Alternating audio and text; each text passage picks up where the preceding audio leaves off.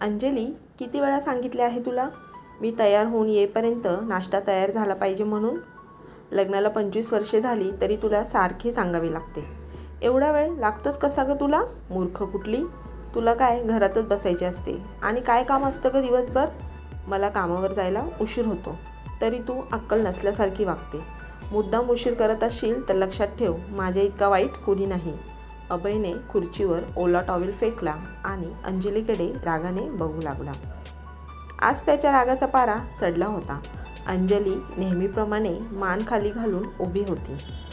तिने त्याचा नाश्ता चहा टेबलवर ठेवला होता, पण तो रागाने काही न खाताच ऑफिसला निघून गेला. अंजलीला हे काही नवीन नव्हतं, कारण अभय दर 10-15 दिवसातून तिच्यावर अशा प्रकारे राग काढायचा. कधी जेवणावरून, कधी कपड्यांवरून, तर कधी सामान न मिळाल्यामुळे. आधी अंजली आपली बाजू मांडायची, पण आता शांत राहायची. घरात 23 वर्षाची मुलगी सायली होती आणि तिच्या मनावर आईबाबांच्या भांडणाचा वाईट परिणाम होऊ नये यासाठी ती गप्प राहायची. असं नव्हतं की तिने याच्याविरुद्ध आवाज उठवला नव्हता, पण आपल्या मुलीमुळे अभयला ती प्रत्युत्तर देत नव्हती. काही वाद झाले की तो नेहमी म्हणायचा, मी वाईट आहे तर इथे राहते कशाला, माहेरी निघून जा आणि पुन्हा मला तुझे तोंड दाखवू नको. तरीही ती आपल्या मुलीकडे बघून राहायची, कारण माहेरी गेल्यानंतर आईवडिलांना माझ्यामुळे टेन्शन येईल, शिवाय नातेवाईक समाज काय म्हणेल याचा विचार करून ती सर्व सहन करत राहिली. सुरुवातीचे 5 वर्षे तिने खूप प्रयत्न केले. तिला वाटले अभयमध्ये बदल होईल, परंतु असं काहीच झालं नाही. अभयचा राग म्हणजे त्याची एक सवयच होती. त्यामुळे अंजलीने स्वतःला बदलायचे ठरवले होते. तिला जास्त फरक पडत नव्हता. तिला आता आपल्या 23 वर्षाच्या मुलीची काळजी होती.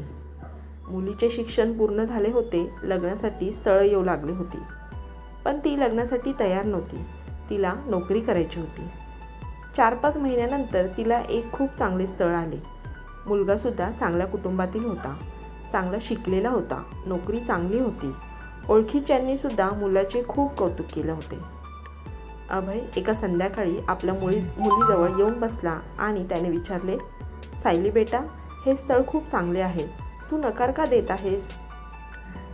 तिथे तुला काही कमी पडणार नाही, आनंदी राहशील. मुलाची नोकरी खूप चांगली आहे, घरसुद्धा खूप मोठे आहे आणि विशेष म्हणजे त्यांना तू पसंत आहे. मग नक्की काय अडचण आहे तुला? सायली तिच्या बाबांशी कमी बोलायची, पण सर्व ही मत एकटवून ती म्हणाली, बाबा, मला इतक्यात लग्न करायचं नाही. माझी नोकरी करण्याची इच्छा आहे. मला आर्थिकदृष्ट्या कोणावरही अवलंबून राहायचे नाही आणि मला कोणाची जबाबदारी घेण्याची इच्छा नाही. अभय म्हणाला, अरे बेटा, पण तो खूप चांगला मुलगा आहे, तुला आनंदी ठेवेल, काहीच कमी नसणार. तू नोकरीसुद्धा कर.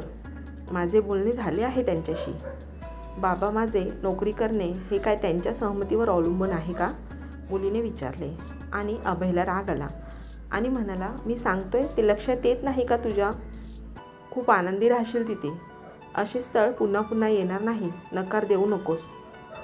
बाबा, मला सांगा, आई जशी ह्या घरात आनंदी आहे तशी आनंदी राहीन का मी? सायली, तोंड आवर, खूप जास्त बोलतेस असं वाटत नाही का तुला? अभय जोरात ओरडला. बाबा, मला लग्नच करायचे नाही, कारण त्या मुलाचा स्वभाव तुमच्यासारखा असेल तर, आणि मला तुमच्यासारखा पती नको आहे, जो त्याला जेव्हा वाटेल तेव्हा माझ्यावर चिडेल, बायकोला घरात कामवाल्या बाईसारखी वागणूक देईल. जिला स्वतःला मनाप्रमाणे एखादी वस्तू द्यायची असेल तर नवरा काय म्हणेल याचा 10 वेळा विचार करावा लागेल. माझे बाहेर जाऊन काम करण्याबद्दल त्याच्या होकाराचा शिक्का असेल आणि गोष्टीवरून मला माहेरी जा बोलेल. बाबा, मी लहानपणापासून बघत आली आहे, तुम्ही आईला प्रेमाचे 4 शब्द कमी पण त्रास खूप दिला आहे. सगळीकडे स्वतःची मर्जी, जेवण बनवायचे हेही तुमच्या आवडीचे, घरात कोणती वस्तू घ्यायची ती तुमच्या आवडीची. आईला ह्या घरात कशाचेही स्वातंत्र्य नाही आणि ती काही बोलली तर तुम्ही लगेच आजही आईला बोलता माहेरी निघून जा. बाबा, मला आईसारखे आयुष्य जगण्याची इच्छा नाही. ती लाखो प्रयत्न करत राहिली पण तुम्ही नाही बदललात, म्हणून मला लग्नाआधी आर्थिकदृष्ट्या मजबूत बनायचे आहे. तुम्हाला घरातील कामे क्षुल्लक वाटतात, पण तीच कामे वेळेत झाली नाही की तुम्ही आगीचा गोळा होऊन जाता.